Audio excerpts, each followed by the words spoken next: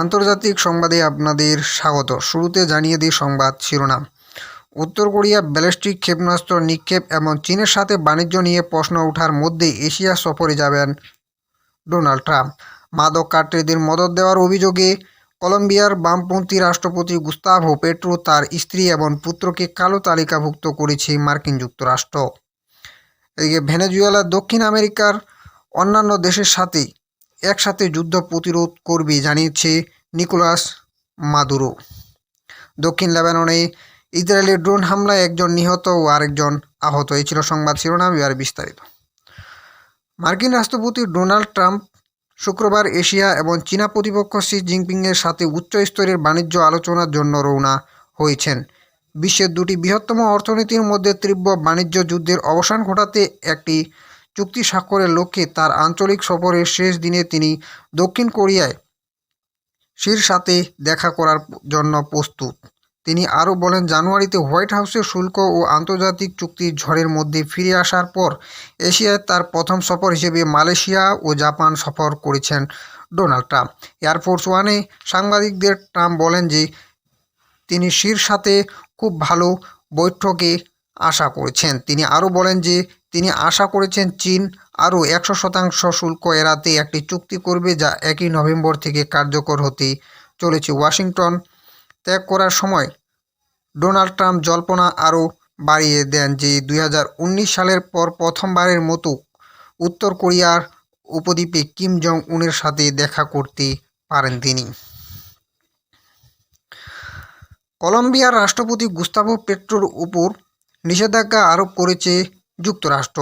অভিযোগ করেছে যে তিনি মাদক পাচার নিয়ন্ত্রণে ব্যর্থ হয়েছেন এবং কার্টেলগুলিকে বিকশিত হতে দিয়েছেন। যদিও প্রমাণ রয়েছে যে কলম্বিয়ার নেতা বছরের পর বছর ধরে মাদক পাচারের বিরুদ্ধে লড়াই করেছেন।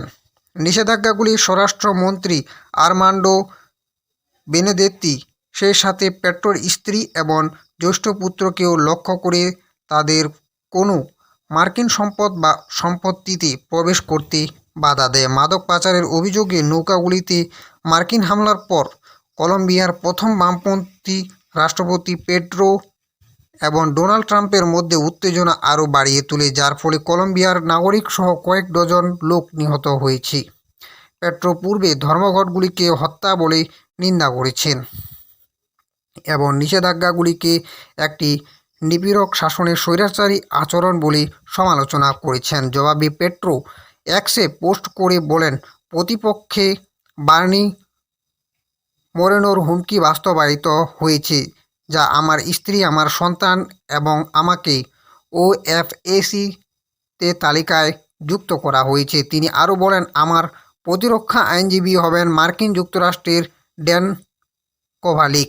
দশকের পর দশক ধরে মাদক পাচারের বিরুদ্ধে লড়াই করা এবং কার্যকরভাবে সেই সমাজের সরকারের কাছ থেকে আমার উপর এই পদক্ষেপ নেওয়া হয়েছে, যাদের আমরা তাদের কোকেন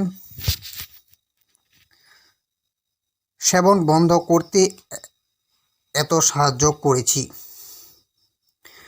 ওদিকে ভেনেজুয়েলার রাষ্ট্রপতি নিকোলাস মাদুরো ভেনেজুয়েলানা ডি টেলিভিশনকে বলেছেন, আমেরিকা এই অঞ্চলে যে যুদ্ধ শুরু করতে চায় তা রোধ করতে কারাকাস অন্যান্য দক্ষিণ আমেরিকার দেশগুলির সাথে কাজ করবে। সামরিক সংঘাতে জড়িত না হওয়ার বিষয়ে সরকারি বিবৃতি সত্ত্বেও সম্ভাব্য সামরিক হস্তক্ষেপের প্রস্তুতি চলছে, যা প্রতিরোধ করার প্রয়োজন মাদুরো উল্লেখ করেছেন। তার মধ্যে মার্কিন প্রশাসন মাদক পাচারের বিরুদ্ধে লড়াইয়ের মিথ্যা অজুহাতে ভেনেজুয়েলার বিরুদ্ধে ব্যবস্থা নেওয়ার পরিকল্পনা করছে, কারণ তারা দেশটিকে গণবিধ্বংসী অস্ত্র রাখার অভিযোগ করতে অক্ষম।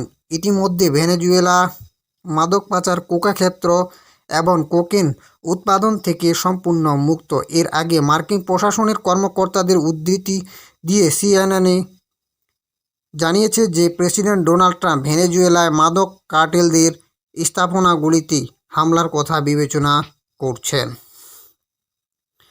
এদিকে আজ ভোরে দক্ষিণ লেবাননে হারুফে ইসরায়েলি হামলায় জেইন আল আবেদিন ফাতুনি নিহত হন। খবর অনুসারে তিনি হিজবুল্লাহর জ্যেষ্ঠ কর্মকর্তা আব্বাস কারাকির মেয়ের সাথে বিবাহিত ছিলেন, যাকে গতকাল হত্যা করা হয়েছে। এ ছিল আজকের আন্তর্জাতিক সংবাদ। বন্ধুরা, সঙ্গে থাকার জন্য ধন্যবাদ।